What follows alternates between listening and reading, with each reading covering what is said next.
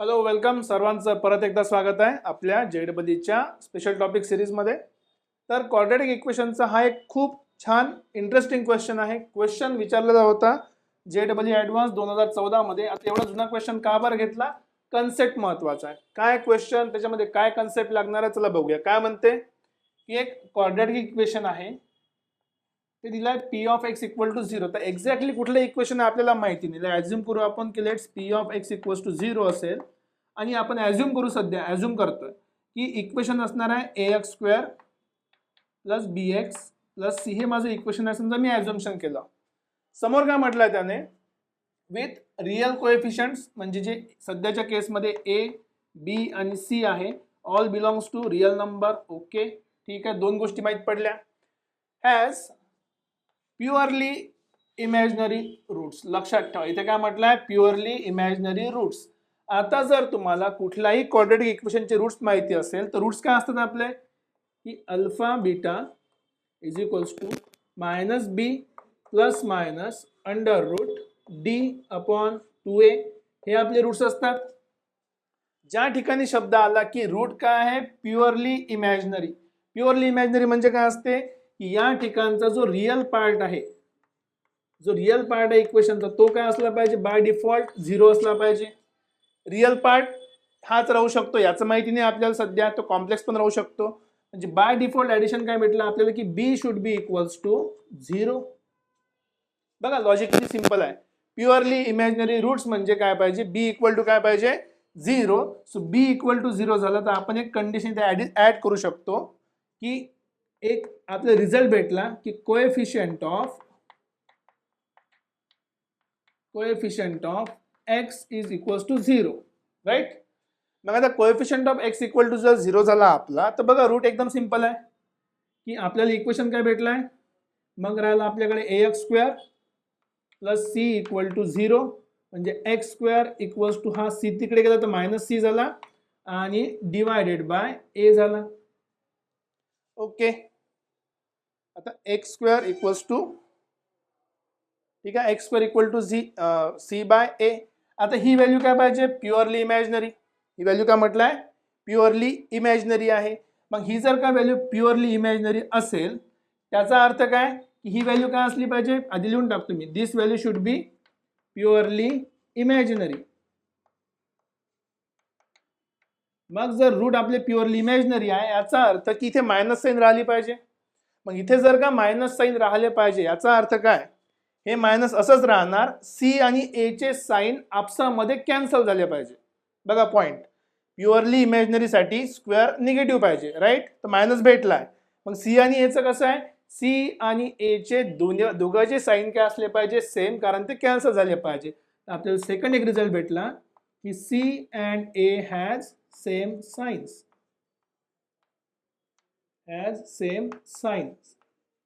दोघांमध्ये काय, science same आहे. हा इम्पॉर्टंट पार्ट आहे जो आपल्याला इथे समजून घ्यायचा, लक्षात ठेवायचा. चला, 2 पॉईंट आपल्याला मिळाले.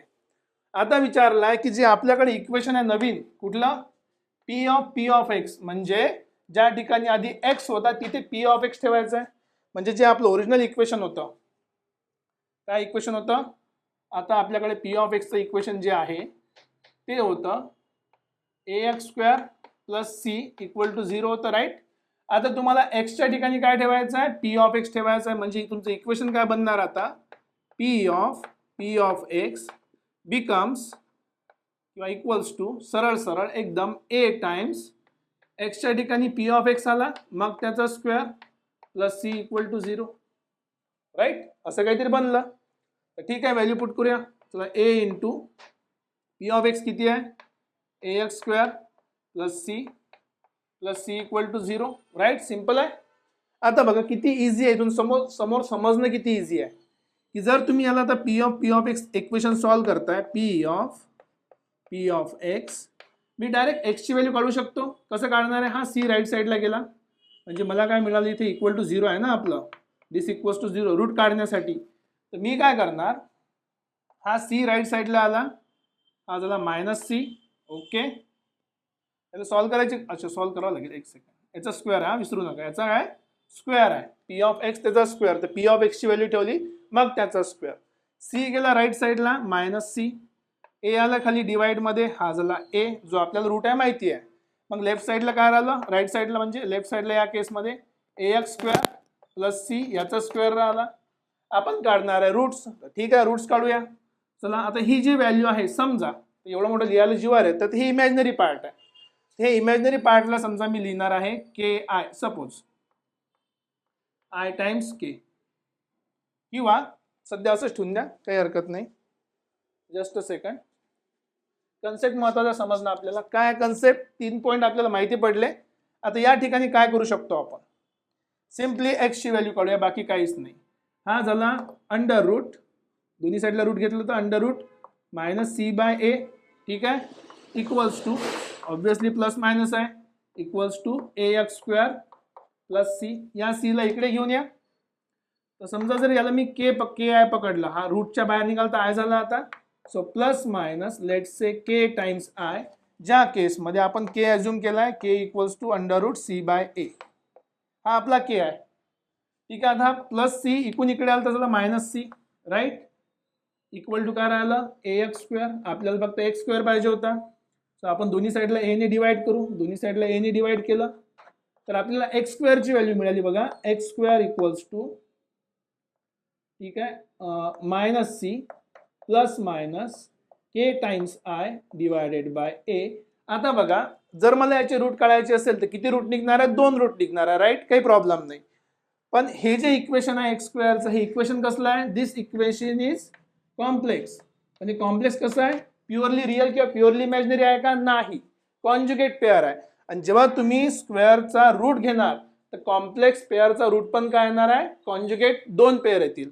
So basically these are complex numbers. आणि खास गोष्ट याच्यामध्ये जेव्हा तुम्ही याचा रूट काढतो म्हटलं आपण, देअरफॉर एक्स इक्वल्स टू, ठीक आहे, under root of plus minus obvious आहे, plus minus under root of minus c plus minus i times k divided by a. आणि आपल्याला शिकलो आपण कॉम्प्लेक्स नंबरमध्ये की कॉम्प्लेक्स नंबरचे जे रूट असतात ते काय असतात, conjugate roots, conjugate complex root, ठीक आहे. रूट ऑफ कॉम्प्लेक्स नंबर बघून घ्या, शिकलेलो आहे आपण कॉन्जुगेट कॉम्प्लेक्स रूट. आणि कॉन्जुगेट कॉम्प्लेक्स असल्यामुळे हे प्युअरली रिअल राहू शकत नाही, प्युअरली इमॅजिनरी राहू शकत नाही.